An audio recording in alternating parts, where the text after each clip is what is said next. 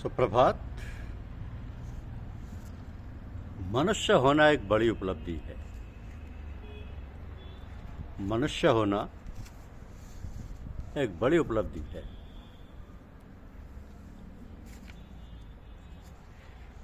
प्रत्येक मनुष्य से दायित्व निभाने का प्रश्न नहीं उठता। प्रश्न तो तब हो जब वह दायित्व जैसी बात को जानता हो, समझता हो। क्योंकि मनुष्यों में कोटियां हैं, प्रकार हैं।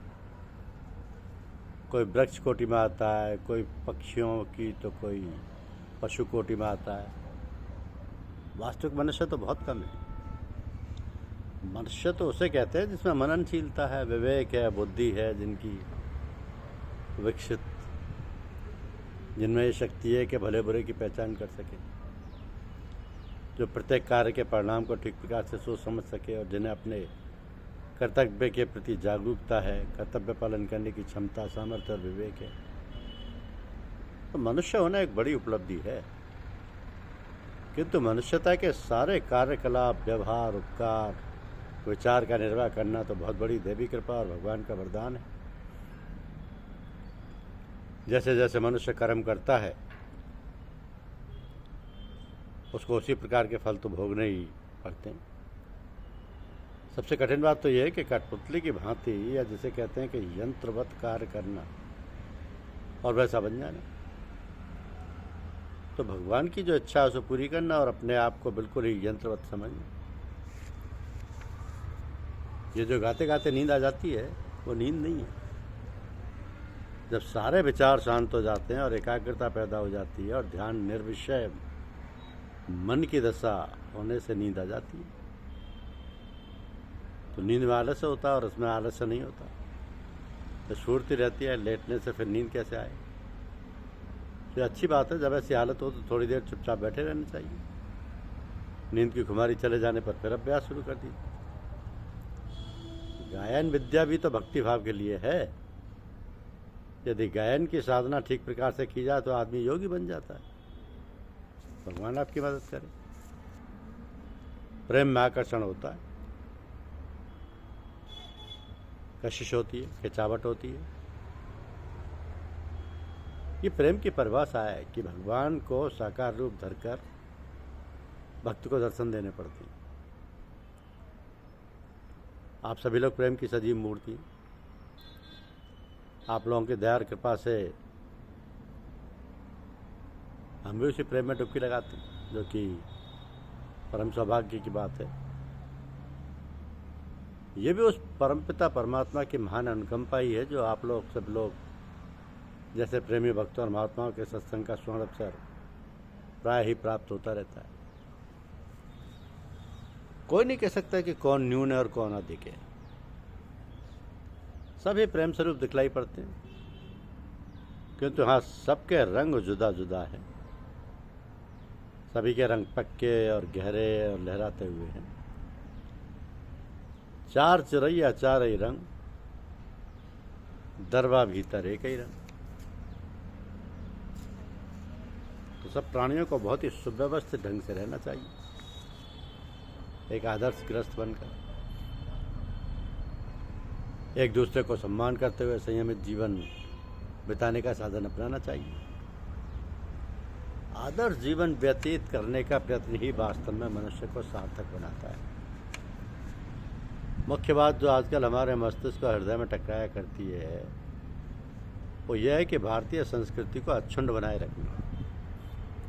अब वर्तमान में जो पाश्चात्य सभ्यता की नकल ज़्यादा से ज़्यादा लोगों में बढ़ती जा रही है, तो हम लोग यदि इस ओर ध्यान नहीं देंगे तो फिर जो अंधेर आजकल हो रहा है हर तरफ बढ़ता ही रहेगा।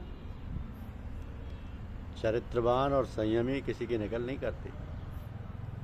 वो तो धर्मशास्त्र की मर्यादा कायम रखकर उस पर चलने का सतत प्रयास करते हैं। तब आदर्श बनकर दूसरों का पथ प्रदर्शन कर सकते हैं। एक दूसरे की बातों की आलोचना कभी ना करें, वरन अपने को संभाल कर सुधारने का प्रयास करें। उत्तिष्ठ जागृत प्राप्य वरान्य बोधत।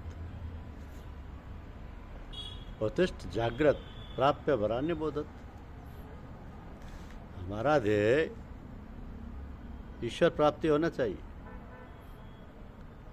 मनुष्य जन्म इसलिए मिला है कि हम ईश्वर को जानें, समझें और अंततः उसको प्राप्त कर लें। जो जीवन अमूल्य है, इस जीवन प्राप्ति के लिए ईश्वर को धन्यवाद दें कि हमको अपने को सुधारने और उस परम पिता तक पहुंचने का स्वर्णिम अवसर मिला। गीता पढ़ो बार बार, तब बात समझ में आई।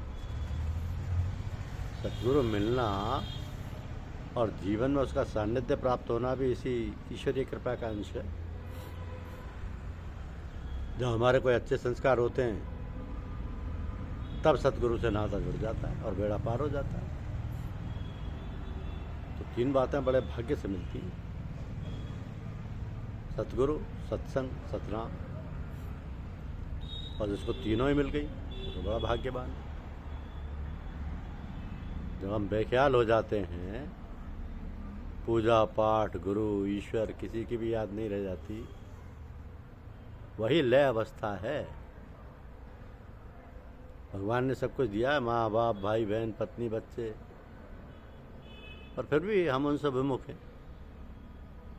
उसको सक्रिय नहीं करते। यदि कोई दुनियादार या हमारा अफसर हमारी पदोन्नति करता है तो हम कितने प्रसन्न होते हैं और तरह तरह से उसका आभार प्रकट करते हैं।